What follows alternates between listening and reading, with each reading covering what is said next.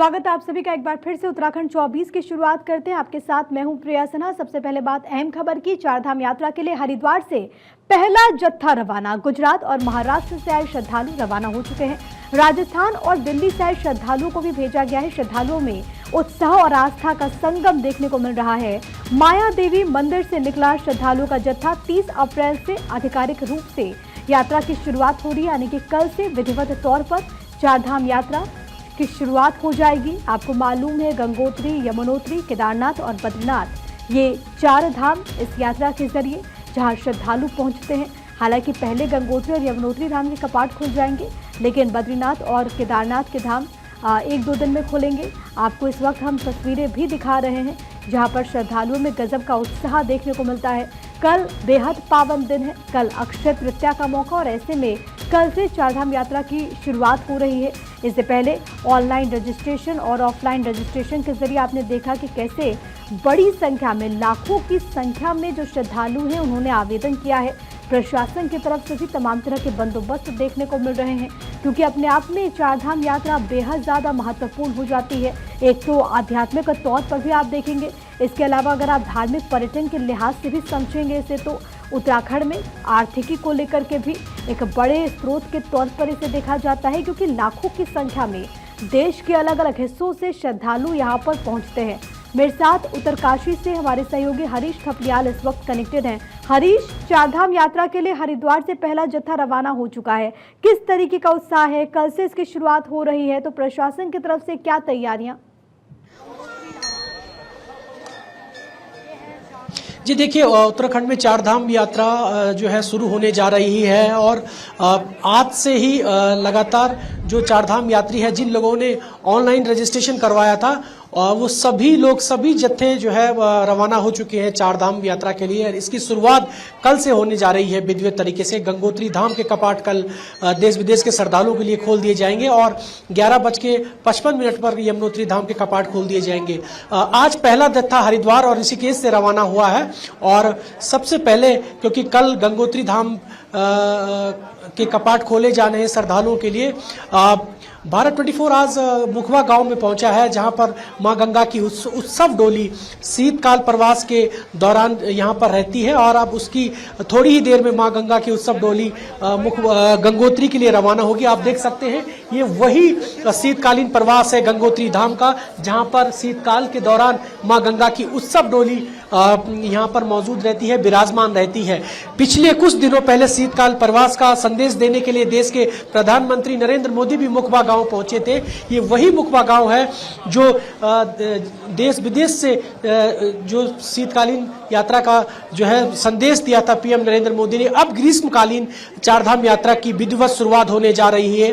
तो कुल मिलाकर अब कुछ देर बाद यहाँ से जो माँ गंगा की उत्सव डोली है, वो समेश्वर देवता की जो डोली है उसके साथ यहाँ पर अलग अलग पड़ावों से होकर के गुजरेगी, और आज रात्रि विश्राम माँ गंगा की उत्सव डोली भैरव घाटी में करेंगी, क्योंकि भैरव देवता उनके आराध्य है, और वहाँ पर आज भैरव घाटी में रात्रि विश्राम माँ गंगा की उत्सव डोली करेगी, और कल सुबह को प्रातः गंगोत्री धाम के लिए प्रस्थान करेगी। वैदिक मंत्रोच्चारण के बाद 10:30 बजे कल गंगोत्री धाम के कपाट देश विदेश के श्रद्धालुओं के लिए खोल दिए जाएंगे। लोगों में बेहद उत्साह है। उत्तराखंड अलग अलग राज्यों से लोग पहुंचे हुए हैं, देश ही नहीं बल्कि विदेश से भी यहाँ लोग पहुंचे हुए, बेहद ज्यादा उत्साह है।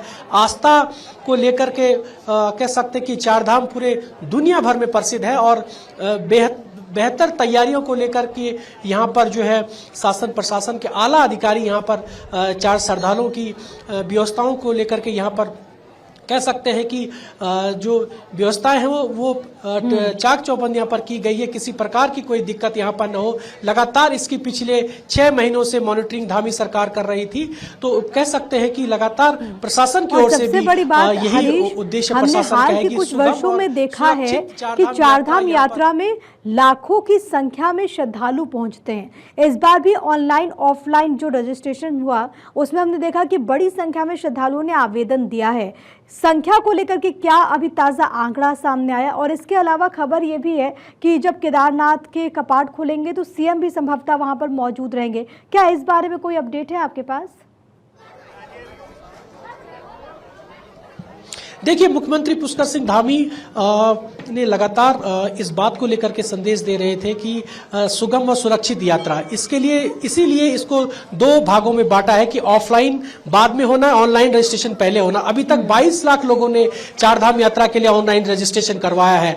ऑफलाइन की शुरुआत कल से शुरू हुई है। हरिद्वार, ऋषिकेश, हरबटपुर, विकास नगर ऐसे मुख्य पड़ावों पर जो ऑफलाइन सुविधा है उसको वहां पर ऑफलाइन रजिस्ट्रेशन श्रद्धालुओं ने किया है। ऑफलाइन की यदि हम बात करें तो अभी तक 5000 से ज्यादा ऑफलाइन रजिस्ट्रेशन चारधाम यात्रा के लिए हो गए हैं। मुख्यमंत्री का पुष्कर सिंह धामी का यही उद्देश्य है कि सुगम और सरल सुरक्षित यात्रा यहां पर होनी चाहिए। सभी अधिकारियों को इस बात के निर्देश दिए। पहली बार ऐसा हो रहा है जब पैरामिलिट्रीज फोर्सेस का डिप्लॉयमेंट यहां पर किया गया है ताकि सुरक्षित और सुगम यात्रा हो सके। इसके लिए बाकायदा सभी जिला प्रशासन के जो सक्षम अधिकारी हैं उन लोगों को इस बात के निर्देश दिए गए हैं कि यात्रा पड़ावों पर पुलिस फोर्स का डिप्लॉयमेंट किया जाए ताकि किसी प्रकार की कोई दिक्कत यहाँ पर श्रद्धालुओं को न होने पाए। कदम भी उठाए जा रहे हैं और ये महीनों से तैयारियां चल रही हैं इसको लेकर के। कल से इसकी शुरुआत हो जाएगी। बहुत शुक्रिया आपका हरीश, तमाम बातचीत और जानकारी हम तक पहुंचाने के लिए।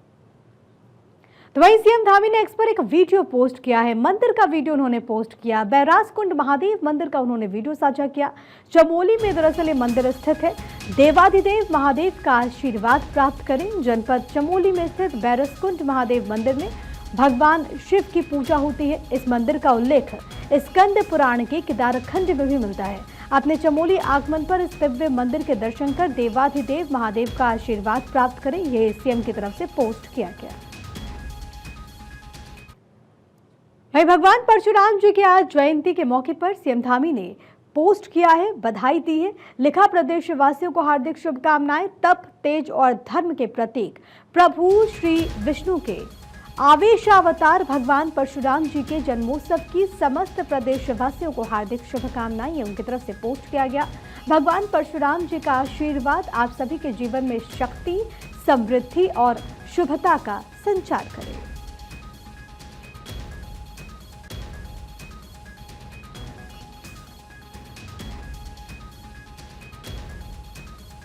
हरिद्वार में हाईवे पर जंगली हाथी आ जाने से अफरा तफरी मच गई। आपको बता दें, हरिद्वार रुड़की हाईवे पर रानीपुर झाल के पास ट्रैफिक सिग्नल पर अचानक जंगली हाथी आ थमका। जंगली हाथी को देखकर कई वाहनों की रफ्तार थम गई, जबकि कई लोगों में अफरा तफरी मच गई। हालांकि हाथी ने किसी को नुकसान नहीं पहुंचाया और वहां से चला गया। हाथी के हाईवे पर आने की जानकारी मिलने पर पहुंची वन विभाग की टीम ने हाथी को जंगल में पहुंचाया।